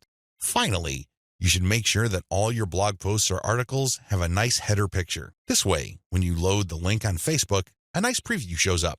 It grabs eyeballs and people are excited to share the content. On Facebook, you have a wide range of content formats to choose from. You can share links, videos, infographics, photos, diagrams, and even audio files. After you share materials on your Facebook page, you should then get the link to that post and then share that Facebook page link in Facebook groups that cater to your niche or a related niche. This is how you unlock the power of repurposed content. If you play the game this way, you spend less time creating content and more time promoting. Promotion is the name of the game. You may have great content, but it's not going to do you much good if people don't even know it exists. For every hour you spend creating content, you should spend 10 hours promoting that piece of content. This is how you build up a successful mailing list. This is how you create a solid brand on social media. Start with powerful content, but create different versions and spread it on many different social media platforms. Use automatic content sharing. Before I get into content sharing automation, I want to highlight one other important reason why you should repurpose your content. If your audience members keep seeing that you talk about the same stuff over and over again, chances are you will lose them. People want to hear new stuff. People want you to explore other related needs of theirs. They don't want you to basically keep recycling the same stuff over and over again. Unfortunately, that's precisely the kind of risk you're running if you simply focus on giving people more of the same successful stuff. You know that a particular content theme works. You know it gets a lot of engagement. You know that it draws a lot of clicks. It's perfectly natural for you to want to keep recycling that same theme. Don't do it. Focus on the very best way to present that theme and stick with it. Just do it a few times, but focus more on repurposing. This way, when people get into contact with your content, they can see that you are talking about something that appeals to them, but in different formats. They are more likely to pay attention. They're more likely to click through. They're more likely to share. Keep this in mind when it comes to repurposing. Don't think that Video 11 is completely optional. It isn't. You want your social media feeds to consist of highly successful content as much as possible. It really would be a shame to figure out what works, only for you to get lazy and just focus on text content. I'm sorry to say it, but text content can only take you so far, which brings me to content sharing automation. Since you're going to be sharing a lot of content, and much of this content being third-party as well as original and repurposed content, you're probably going to have your hands full if you decide to do this manually. First of all, since you're going to be covering many different platforms and sharing different formats on those platforms, you have a lot of forms to fill out over and over again. Sure, you may have created an account, one for each of those platforms, but submitting to those places requires you to fill in forms. Posting on Facebook involves form filling. Now, if you really don't have that much content to share, this should be barely manageable. But if you're looking to maximize your visibility by publishing on your social media accounts several times a day, you need to automate. Unfortunately, simply plugging in information into content publishing tools is not going to do you much good. You have to know when to publish. Believe it or not, the vast majority of your target audience members check their Facebook, Twitter, Pinterest, and YouTube accounts within a certain block of time every single day. Post outside of that block of time and you miss the eyeballs of the vast majority of your audience members. Sounds good so far, right? Well, here's the problem. Different audiences have different time preferences. How would you know? This is where experimentation comes in. First, you're going to have to share your content randomly at different times of the day. As much as possible, share content every hour. Set your content automation tools to publish every hour. Let this run for about a week or two. After the experimental period is over, check your stats. Facebook Insights, for example, will tell you when most of your page fans checked out your content. Armed with this information, you should set up your automated software to publish your content in a cluster to fit those optimal times. For example, in the experimental stage, you're publishing one piece of content every hour. That's 24 pieces of content spread out over a full 24 hours. After you checked Facebook Insight, it turned out that 80% of your content views actually take place between 8 a.m. and 5 p.m. You then take those 24 posts and compress them within that 8 a.m. to 5 p.m. window. This is how you publish in clusters. Forget time blocks outside of that time frame. This way, you maximize your chances of the right eyeballs seeing your content. Special notes for Twitter. If you're going to be publishing on Twitter, republish your content many times during the day at the most optimal time frame. Facebook Insight already told you that your content is being viewed within a specific time frame. Chances are your Twitter fans have the same social media viewing habits. Stick to that time frame. Now, here's the secret. Set up your automated content publishing tools to tweet out your best content many times during that time frame, but you also have to rotate different hashtags. This way, you can reach different people looking for hashtags that are related to different subsegments of your niche. Special notes for Facebook. When publishing to your Facebook page, don't hesitate to publish original content that you have published before. Try to avoid publishing only once. Instead, you should sandwich or schedule this republished successful content in between high-quality, curated content. This way, people get more exposure to your best content. Once they click through, you get yet another chance to recruit them to your mailing list. Remember, when you share high-quality third-party content, you're not getting the traffic. You're building credibility, but you're not getting potential list members to your squeeze page. That's just not happening. When you share your own original content, you get a chance to recruit them to your squeeze page. Keep this distinction in mind. This is the reason why you should republish your most successful content by interspersing it with top-rated, curated content. Scale up your targeting. When you're publishing on Facebook and Twitter, you can use hashtags. This is definitely true with Instagram. Regardless of the platform you're on, make sure you play around with how you categorize or tag your content. In any niche, there are many different tags available. Experiment with these. See which tags get the most attention from the social media platform you're sharing a piece of content on. Of course, you're not going to find the magical combination of hashtags overnight. That's not going to happen. This is one of those things that you're going to have to find out by doing it over a long period of time. Still, when you run these experiments, a pattern should emerge. Sooner or later, you would discover that certain hashtags produce a lot more results than others. They draw a lot more eyeballs. They get a lot more attention. Most importantly, they get a lot more engagement. Stick with those. Experiment with tagging niche-focused influencers. When you're doing research on hashtags on Twitter, for example, you would be able to find influencers that specialize in those hashtags. These people just love to post content related to certain topics. They use a narrow range of hashtags every time they post. It seems that's all they focus on. Find these people. Look at their content. Are people retweeting them a lot? Are they getting a lot of love for their content? Do they get a lot of engagement? Are people responding via Twitter? It should be fairly easy to see which accounts are influential in your niche and which aren't. Don't just focus on how many followers they have. Instead, look at the total amount of engagement they get, and also pay attention to the ratio of followers they have to the number of accounts they follow. For example, if I find Mike Smith to be a big poster in my niche because it seems that he just seems to rotate among the 10 hashtags that are most relevant to my niche, I look at his followers in relation to the number of accounts he's following. If he's only following one person, yet he's being followed by 15,000 people, Mike Smith might be an influential person. I say that he might be because I'm also going to have a look at the engagement levels of his posts. Are his posts getting a lot of retweets? Are a lot of people responding? Are a lot of people clicking the heart icon? If his content has these factors, then his account is probably worth following. Most importantly, you should tag influential people on Twitter when you post. You use your most powerful hashtags and you mention them in your post. This can help you get on their radar. These people would be put on notice that you are also sharing content that is similar to the stuff that they are interested in. If they check out your stuff and they like what they see, don't be surprised if they share your content with their following. Engage with them. Let them know about your questions or suggestions.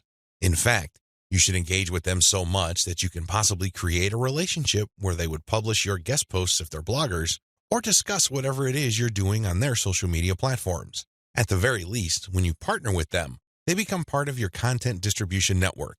In fact, a lot of them can even get you interviewed on influential blogs in your niche. Don't think that influencer engagement is simply restricted to tagging people. That's just the beginning. That's actually the tip of the iceberg. They can do so much more for you. You just have to continuously engage them and be social. This doesn't mean that you have to kiss their butt. This doesn't mean that your stock response to all of their posts is amazing post or great post, I love it. That's not going to work. That's not going to push the ball far enough. You have to actually engage. And oftentimes, this might seem like you're criticizing them. This might seem that you are offering a negative view, but you need to get their attention. You need to bring home the point that you actually know your stuff and that you are also credible in the same niche space. That's how you get them to take you seriously. That's the kind of engagement that builds respect. Otherwise, you're just going to look like another member of the choir. They really don't have any incentive to interview you or post your guest content. Why should they? You're not really sharing any information or suggesting any points of view that are different or distinctive. Experiment with paid traffic. Only after you have spent a lot of time drumming up free traffic from social media marketing should you even think of buying traffic. I know this sounds a bit extreme, but it's the absolute truth. Why? Well, in the beginning, you don't know when your target audience members will be reading your content. In the beginning, you don't know what their demographic breakdown looks like. How many males compared to females are in your audience pool? Do males or females like certain types of content that you share? What are their age ranges? Where are they located? I hope you see the big picture here. You have to use free traffic to do initial audience intelligence. Once you've gotten all these important insights, you can then start paying for Facebook ads and other platforms' ads. If you start any earlier than this point, you probably would end up wasting your money. Study your statistics first. Pay close attention to audience patterns. Take out ads based on these patterns. Sell to your list differently. At this point, you have turned social media traffic into list members. Congratulate yourself.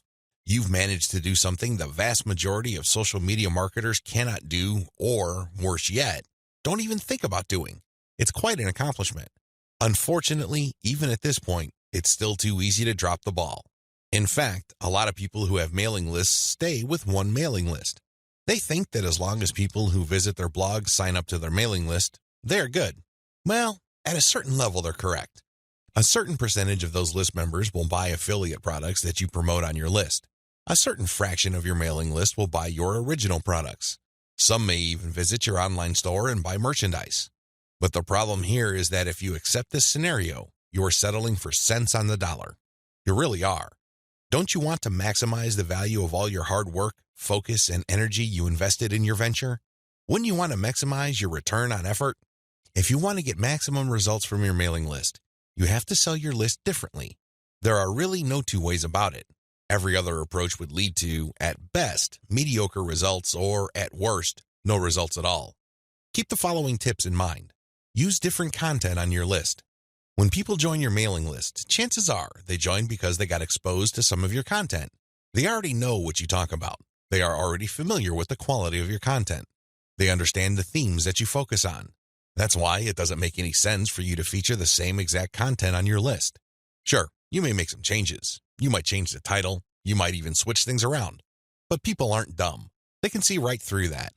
They can see that you are recycling content and feeding them stuff that they have probably seen before. Do you think this kind of practice builds confidence? Do you believe that doing things this way will build trust? Of course not.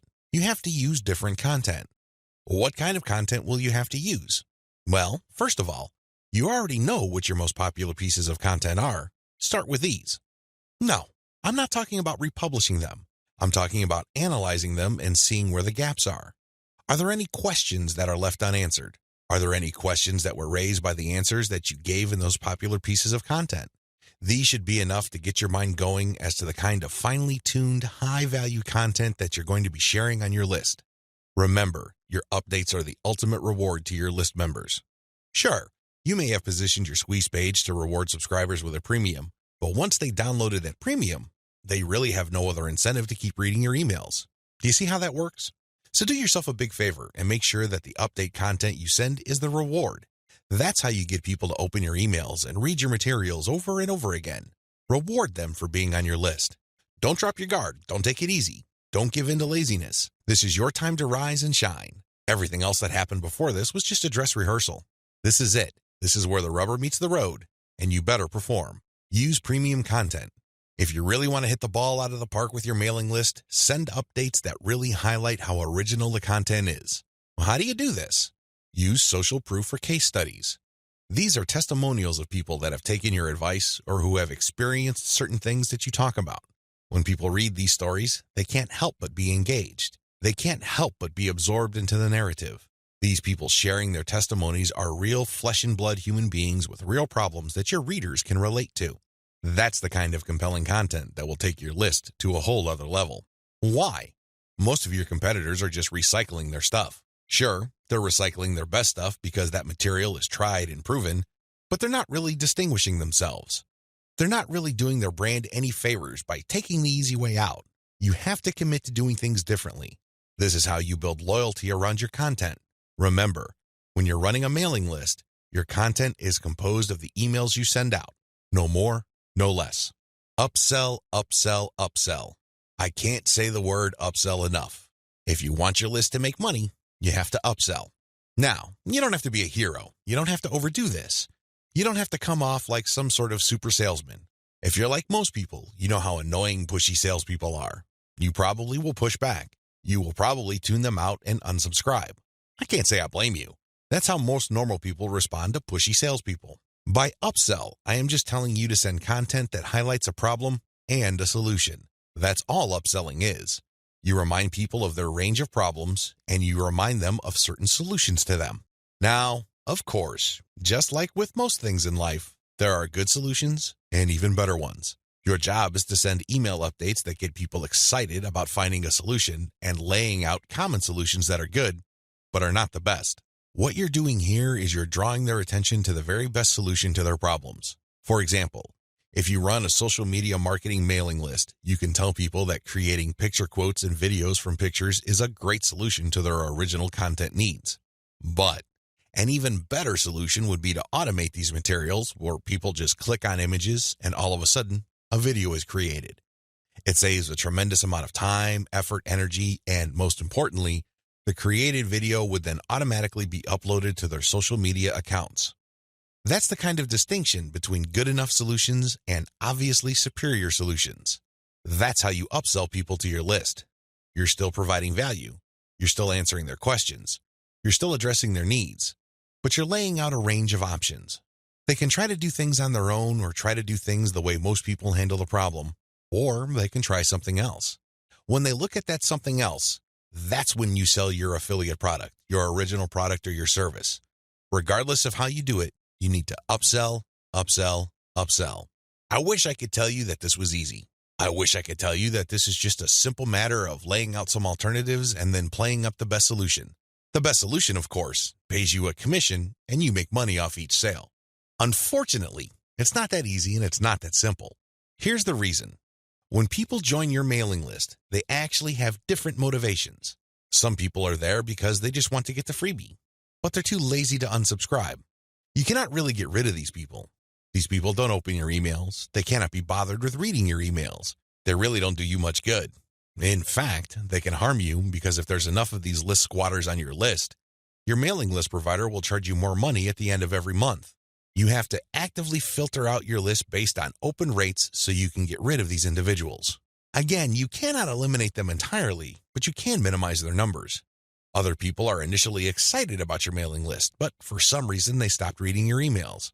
Even others constantly check your emails, and they really love what you have to share, but the problem is they feel that your premium offers are simply too expensive. Now let me clue you in on a secret. When somebody tells you that whatever you're offering is too expensive or too unaffordable, what they're really trying to say is that you haven't completely sold them on it yet. Alternatively, you haven't completely filtered them yet. Either they're not motivated enough or you did not give them enough reasons to be motivated. Regardless, they're still on the fence. You need to push them off the fence. Expert salespeople know this because in the big scheme of things, there's no such thing as unaffordable.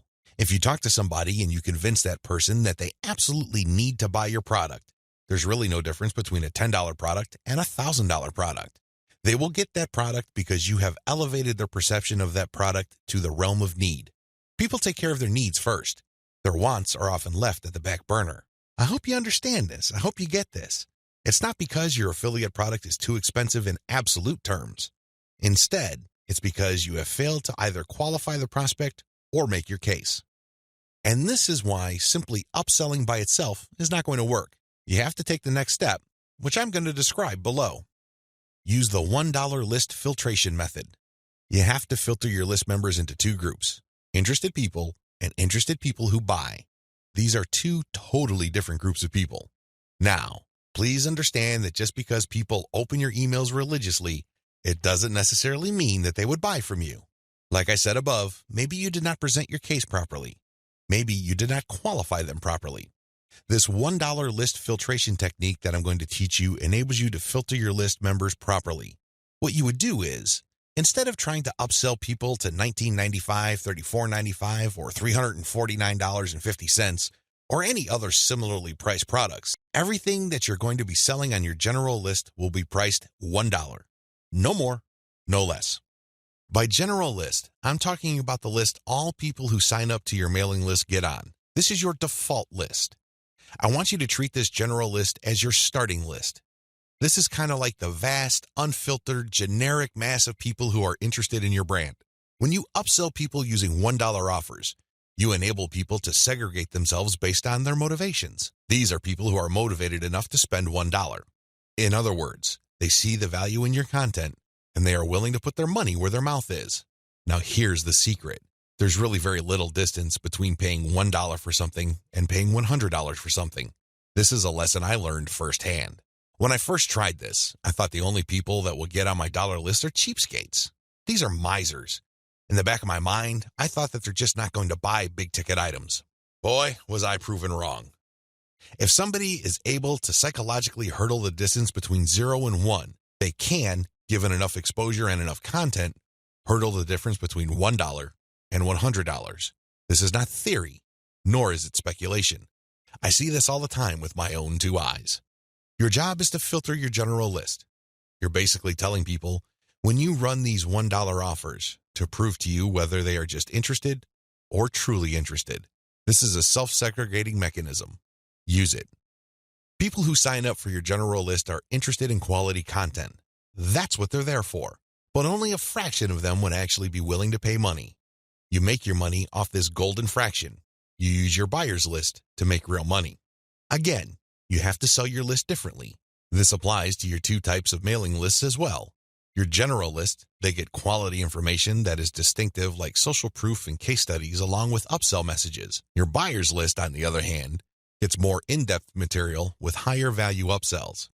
Again, if somebody's willing to go from $0 to $1, you have a tremendous opportunity to get that person to go from $1 to $100, $1,000, or whatever amount you want. Now, keep in mind that the higher the dollar value, the lower the conversion rate, but you get the point. You have to get people to segregate themselves based on their readiness, willingness, and eagerness to buy. And since $1 is essentially friction-free, this list filtration method works like a charm. Reinvest your profits the right way. By this point, the $1 filtration method has enabled you to make a decent chunk of cash every single month from social media traffic. The next step is to create a business. At this point, you might be feeling that you're just engaged in a hobby. It's a well-paid hobby, but still a hobby nonetheless. This too can be a trap. This can hold you back from the great success that you could otherwise achieve with social media. How do you turn the information that I shared with you into a platform for a business that can withstand the test of time? Simple. Reinvest your profits the right way. Move into other niches after you master your system. This training helps you identify your target niche. I've also given you the techniques to do well in that niche using social media traffic. Once you've made quite a bit of money on your niche and this money comes in month after month, you have to think big. You have to look into other niches that are related to your current niche. This thinking is actually pretty straightforward. If you have already mastered your niche to the point that you're making automatic income month after month, then you can apply the same system to other niches that are closely related to the one you're in. This is how you scale up your business. Instead of just one stream of cash, you build many different streams of cash based on the system that you mastered. You know what hashtags to target. You know what kind of content gets eyeballs. You know how to present information on social media. You know how to promote a mailing list. These and many others form part of your system. It really would be a shame to restrict that system to just one niche. Once you've mastered those, find niches related to those and grow into these other fields. Highly successful list marketers don't just operate one list. They operate dozens, and this translates to 6, if not 7-figure incomes year after year. If they can do it, so can you. Buy more targeted traffic after you find out what works. Once you have discovered the type of content marketing strategy on Facebook that works, you can buy targeted traffic. How? Use Facebook's lookalike technology to target people who share the same interest profile as your existing audience. This is what's so awesome about Facebook. This is also what gets them into all sorts of hot water. Believe it or not, accept it or not, Facebook is spying on you the moment you log into the platform. It pays attention to what you like. It pays attention to what you comment on. It pays attention to what your friends like. And it makes all sorts of predictions regarding your behavior and your interests. Accordingly, if you like certain topics, it creates an interest profile. Facebook's lookalike audience technology enables you to find people who haven't visited your Facebook page who share the same interest profile as your current fans. Talk about an amazing technology. Take advantage of this. It enables you to show your brand in front of eyeballs who are more likely to appreciate it. Invest in more original content. You might want to invest in original content. If you're already making a decent profit from your current system, you might want to take things to the next level and add a whole lot more value to the lives of people following your brand on different social media platforms, as well as in your blog or website with original content. Now, this doesn't mean that you have to roll up your sleeves and write everything yourself. You can hire professional writers to do this. Thanks to global outsourcing, you can get high-quality original content from places like Ozkey.org without it costing you an arm and a leg. You can get high-quality content that truly engages your audiences without it killing your profit margin. Invest in more content updates. This advice really flows from the previous point I raised. If you're going to be investing in more original content, automatically you'll be investing in more content updates. You will have a lot more original materials to share. These two actions go together. Regardless, you need to step it up in terms of content updates so you can pack a lot more value. Invest in your original products. When you're started out setting up this system I teach you in this training, you probably would be focused on affiliate products. You get an affiliate from an affiliate program, you market that link on your email updates. When somebody clicks on that link and buys something, you get a commission. Pretty straightforward, very simple. Well, if you really want to make a lot of money, you have to turn your back on affiliate marketing. You really do. Instead, you have to sell your own stuff. The reason why you need to do this boils down to control. When you are selling other people's materials, you are at the mercy of their squeeze page, their landing page, and ultimately, the quality of their product. What if their product sucks?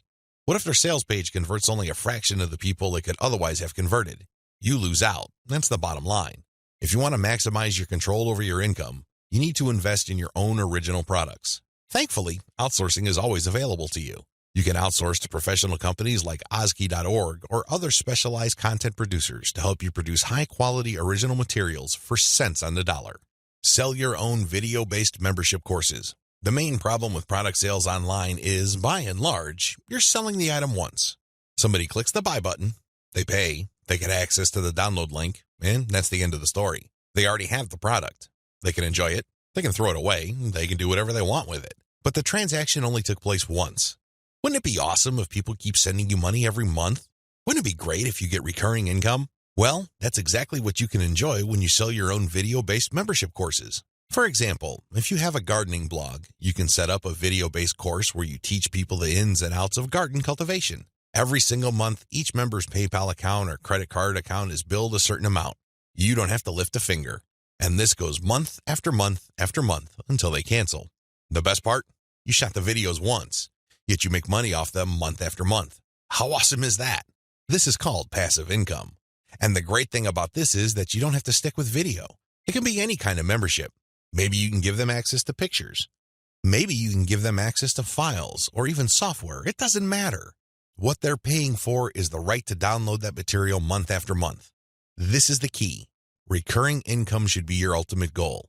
This is how you maximize your effort. You're putting in less work while getting more money out of the system. Unfortunately, this is not something that you can master getting out of the gate. It also doesn't happen overnight.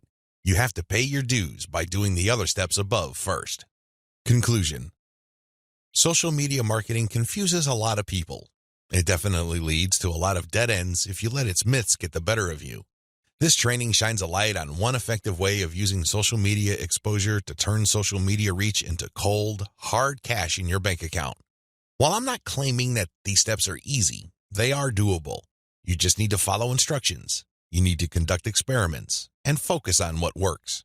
The key here is to use this information to fit your particular set of circumstances, to produce practical, actionable steps that you can use to earn a truly passive income. Don't move one step ahead until you've mastered the previous step. Now that you have all the information that you need to succeed, please understand that none of this will make you rich if you let it stay in your head. Not in a million years. You have to take action on them. You have to get that sense of urgency that you need to make this information a reality. The longer it stays in your head, the less likely your finances will change. Give yourself a deadline. Commit to a firm start date. Once that date comes, start. You don't have to be a hero. You don't have to hit a home run the first time you step up to the plate. As long as you're making a small step forward, that is good enough. Why? A small step forward is still a step forward. You have to keep doing it. You have to take step after step. It doesn't matter what side of the bed you woke up on. It doesn't matter what you're feeling. None of that matters. What matters is you stick to the plan. If you're able to commit and focus, you will succeed. I wish you nothing but the greatest success. Thank you for watching this training.